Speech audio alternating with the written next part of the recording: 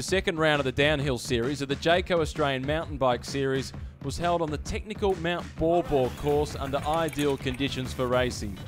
Coming into the under-19 event, junior world champion Troy Brosnan was the clear favourite after what was a convincing win in the opening round in Hobart, held just before Christmas.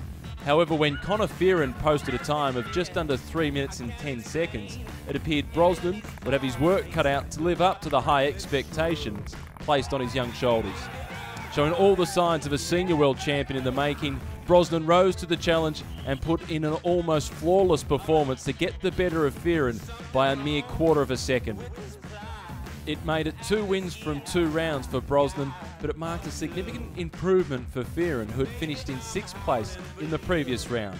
3rd place at Mount Baw Baw in the under-19s went to Brandon Yatello. Yeah, it was pretty close. It's a good track here, and I knew it was going to be pretty tough competition after the seeding run and being 4 seconds back to Connor, so I was only 0.25 at the end, so it was damn close. So what are the key elements you think to being a successful downhiller? What is it you think you and the guys at the pointy end have got that maybe the others don't? I'm not sure. You know, like, everyone's just got to have focus, and without focus you got nothing, and you know, you can train as much as you want and, you know, do as much downhilling as you can and try and get faster, but it comes down to whoever wants it the most, really. For Brosnan, after the 2 wins, he now has a commanding series lead.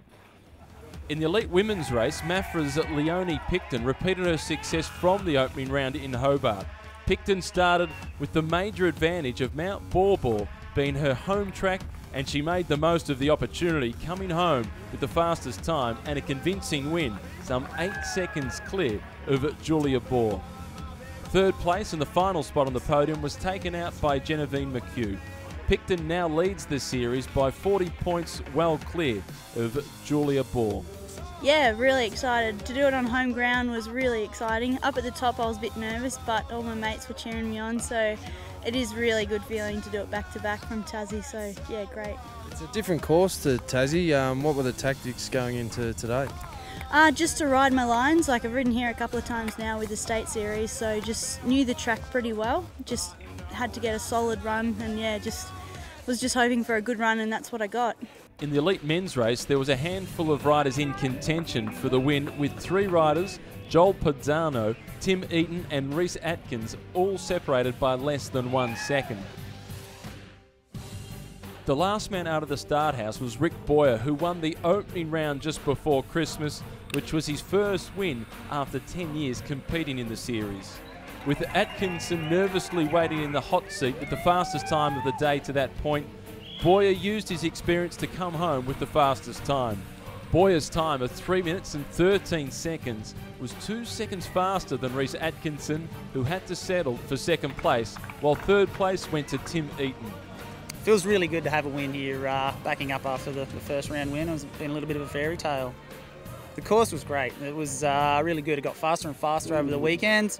It dried out, got a little bit rougher. I think everyone was complaining of sore hands, but worked out good in the end.